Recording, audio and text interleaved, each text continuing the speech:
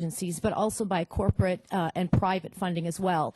In that capacity, therefore, a lot of times some of your higher risk research, which has real tremendous potential to lead to major advances in public health, but it's higher risk. And sometimes some of the traditional funding venues in terms of our federal funding agencies like an NIH tend to steer away from that a little bit and go for a more safer paradigm in terms of funding. And sometimes those risks don't pay off, but holy cow, sometimes they do. And we have got to make that translational leap of not phenomenology. This isn't would be, could be, wishing kind of stuff. This is going to happen. It already is happening, and it will continue to happen.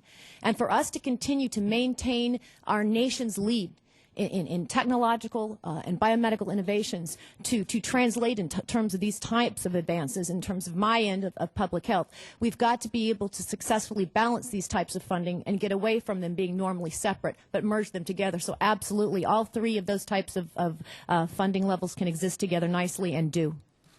My time's up, and I hope Dr. Stodiak and Dr. Nippling will answer my questions at some other people's 5 minutes here in a little bit.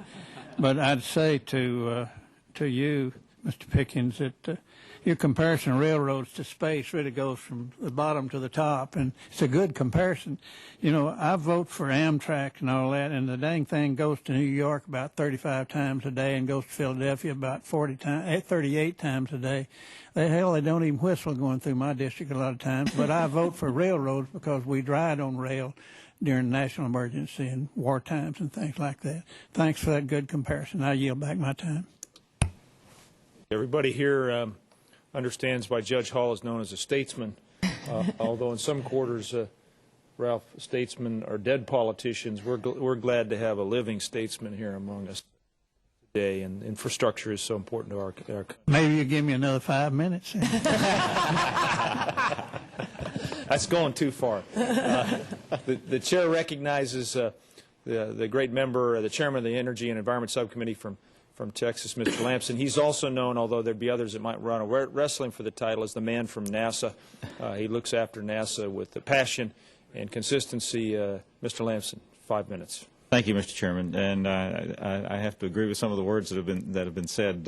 This is something that could drive a great deal of the enthusiasm of this country when we make our commitment to it and consider the return that we've always gotten from our investment in space and in science. I've had a number of conversations of late with Mr. Pickens, and one of the things that has impressed me specifically that you said was about how we seem to have gotten away from our concentration on science and relied more on the idea of if we build a craft, we can figure out what we do with it. We started to get the cart before the horse. Really and truly, our use of space should be about what we can learn from it, what we can get from the science. And then whatever craft we have to put together, then so be it. We go and do it. And I know that you've done some specific work, Mr. Pickens, and I'll pick on you because you do have Space Hab, which is in the 22nd Congressional District of Texas, and we're proud of the work that you do there and the many employees that you have there. But let me start with you and ask you to continue your comment that you made a minute ago about due diligence.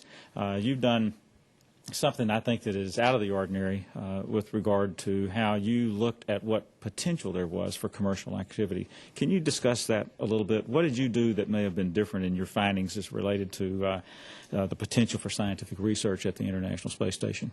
As CEO of Space Hab, I'm in a very unique situation. I'm on a platform where I can access all of the thousands of people, billions of dollars, research, white papers, scientists, all those people will always end up responding to me. I have access to those people. They're excited about having the discussion with somebody, especially in the commercial sector. And as a CEO of Space Hab, I think I'm the only guy that has that kind of access and that kind of position, probably, oddly enough, in this country and maybe even in the world. Most of the other aerospace engineering companies are aerospace engineering companies. Spacehab sent 1,500 experiments to space over a 23-year period of time. We had intimate knowledge of how to do that, and I used that platform and trained in New York. I consider myself quite a professional in due diligence, and I don't stop until I hear glass break, as my granddad used to say.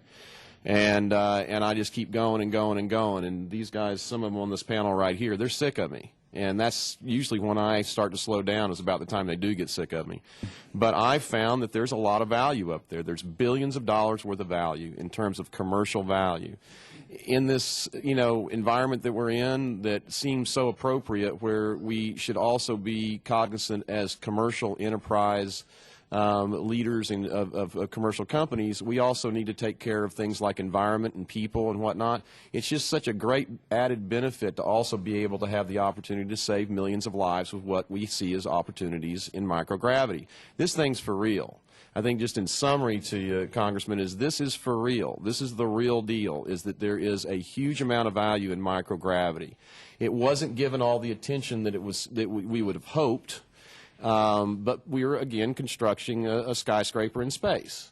So I think that, what needs to happen now is that I think Lewis is being very conservative in terms of the amount of investment that should go up there. We end up in our barter arrangement that we ended up by taking and transferring the Columbus module, which is the ESA's module, the European Space Agency module, and the Kibo module, which is the Japanese Space Agency module.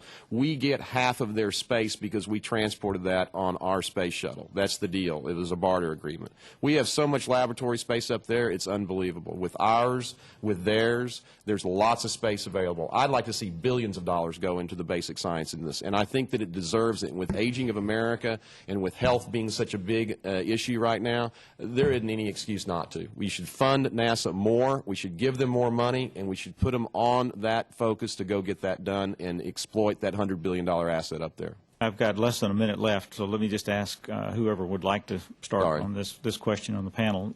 What impact does, I'm concerned that we're not going to fully use the ISS, especially after we retire the shuttle. What impact does the uncertain status of the ISS past 2016 have on potential users being able to plan long-term research using the station? And Well, I think there's two questions there, but first I would focus on what we can get done before 2016, which if we get the kind of appropriations and funding in here we need to, we can learn an enormous amount up until that point in time.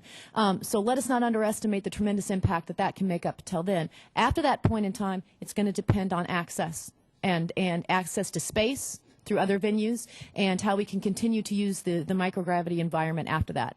But up to that point in time, I'm more focused on what we can do on a consistent basis to maximize that space and utilize our potential to lead to these new technology advances. If it's Mr. Chairman, does anyone else comment before I yield my time back? And I just want to add that I think, in fact, that 2016 is, frankly, much too close a horizon for us to be planning. It seems ridiculous to even be thinking about the decommissioning of space station before it's even been completed.